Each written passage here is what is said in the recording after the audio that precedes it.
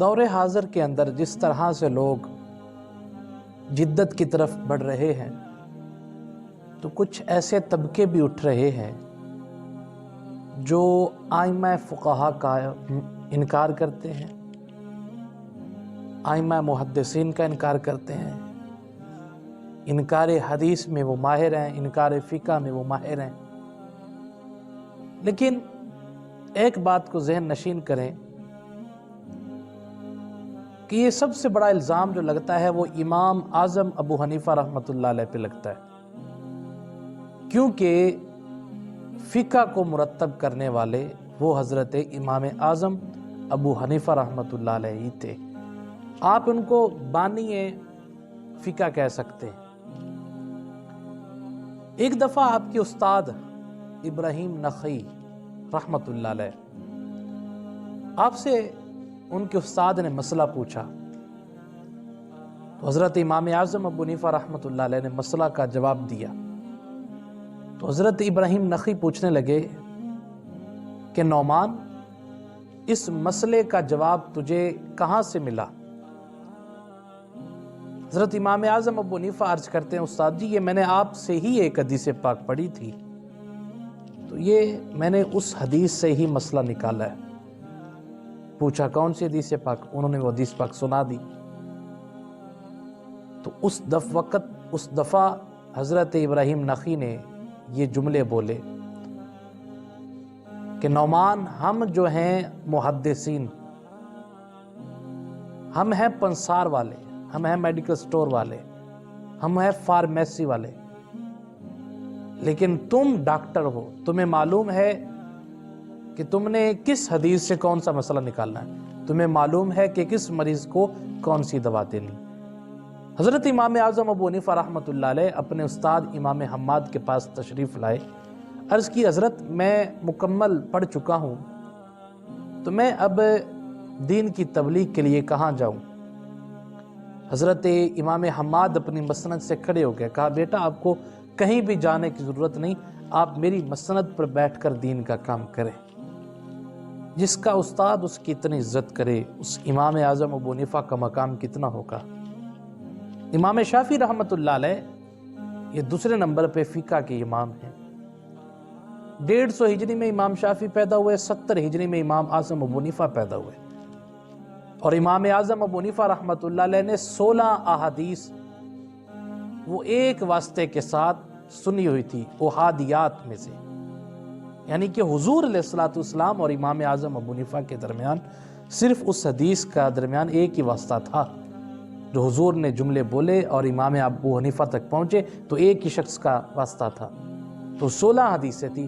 آپ اگر امام اعظم ابو حنیفہ رحمۃ اللہ علیہ کو امام الائمہ فی الحدیث کو تو یہ جملہ غلط نہیں ہوگا، کیونکہ امام اعظم ابو حنیفہ رحمۃ اللہ علیہ وہ امام الائمہ فی الحدیث بھی ہیں، امام الائمہ فی الفقہ بھی ہیں، امام المحدثین بھی ہیں، امام الفقہاء بھی ہیں۔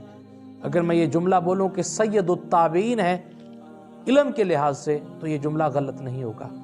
حضرت اویس کرنی رضی اللہ تعالی عنہ کا بھی مقام بہت زیادہ ہے، لیکن اگر علم کے لحاظ سے دیکھا جائے تو امام ابو حنیفہ رحمۃ اللہ علیہ تابعین میں سے سب کے سردار ہیں۔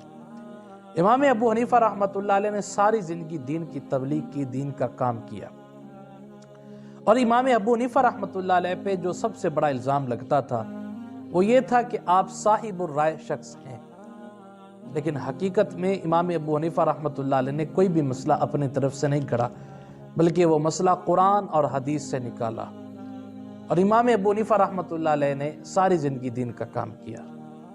اور جس درخت پہ پھل لگا ہوتا ہے لوگ پتھر بھی اسی درخت کو ہی مارتے ہیں۔ امام ابو حنیفہ رحمۃ اللہ علیہ کے حاسدین بھی پیدا ہوئے جو آپ سے حسد کرتے تھے اور پھر مختلف پروپیگنڈا بھی کرتے تھے، اور حتیٰ کہ اتنی گری ہوئی حرکت کر جاتے کہ وہ وہم و گمان سے بھی دور ہوتی کہ امام ابو حنیفہ رحمۃ اللہ علیہ کے بارے میں بھی ایسا گمان کیا جا سکتا ہے۔ ایک دفعہ ایک عورت امام ابو حنیفہ رحمۃ اللہ علیہ کے حجرے میں داخل ہوئی اور اس نے داخل ہوتے ہی شور مچا دیا، باہر لوگوں نے بھی شور مچا دیا۔ امام ابو حنیفہ رحمۃ اللہ علیہ نے اس عورت کی طرف دیکھا اور جانچ گئے کہ میرے اوپر یہ الزام لگانے کی ایک سازش ہے، قاضی کے پاس لے جایا گیا. لوگوں نے کہا کہ دیکھو یہ امام ابو حنیفہ رحمۃ اللہ علیہ اس عورت پہ زبردستی کرنے لگے تھے. تو قاضی نے صبح کے تک ان کا فیصلہ ملتوی کر دیا اور ساری رات اس عورت کو بھی اس جیل کے باہر بٹھا دیا اور امام ابو حنیفہ رحمۃ اللہ علیہ جیل کے اندر ہے. اور جب جیل کے اندر پہنچے تو آپ نے وضو کر کے مصلی ڈال لیا اور اللہ کی طرف متوجہ ہوئے اور آنکھوں سے آنسو عرض کرتے مالک تو جانتا ہے کہ میں گناہگار نہیں ہوں لیکن میری عزت کو بچا لیا جائے. جب عورت نے حضرت امام اعظم ابو حنیفہ کی یہ دردمانہ داستان سنی، گفتگو سنی، جملے سنے، آنکھوں سے اشک بہتے دیکھے تو آ کے کہتی حضرت مجھے معاف کر دے، معاف کر دے مجھے، میں صبح جا کے قاضی کو کہوں گی کہ میں نے غلط بیانی کی تھی. امام ابو حنیفہ رحمۃ اللہ علیہ فرمانے لگے نہیں ایسی بات نہیں، اب اس طرح بات یہ ختم نہیں ہوگی، بلکہ تم جاؤ اور میری بیوی کو یہاں پہ بھیج دو. وہ راتوں رات چلی گئی اور اسی برقعے میں اس نے آپ کی زوجہ کو واپس بھیجا. صبح جب یہ فیصلہ قاضی صاحب کی عدالت میں پہنچا تو قاضی نے پوچھا امام ابو حنیفہ سے کہ آپ کا اس عورت سے کیا تعلق ہے؟ کہا میرا تعلق ہے. لوگ حیران رہ گئے کہ رات کو یہ کیا کہہ رہے تھے اب کیا کہہ رہے ہیں. کہا کیا تعلق ہے؟ کہا یہ میری بیوی ہے. پھر لوگ متوجہ ہوئے اور کچھ عورتوں نے پردہ اٹھا کے دیکھو تو کہا حضرت قاضی صاحب یہ تو واقعی امام ابو حنیفہ کی بیوی ہے. بہرحال بات کرنے کا مقصد یہ ہے کہ اللہ تعالیٰ نے جو فقاہت امام ابو حنیفہ کو عطا فرمائی ہے وہ کسی اور کو عطا نہیں ہوئی.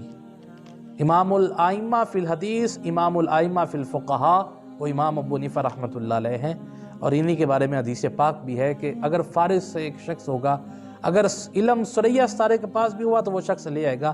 اور اس حدیث کی مصداق صرف اور صرف میرے امام ابو حنیفہ رحمۃ اللہ علیہ جن کا نام نعمان بن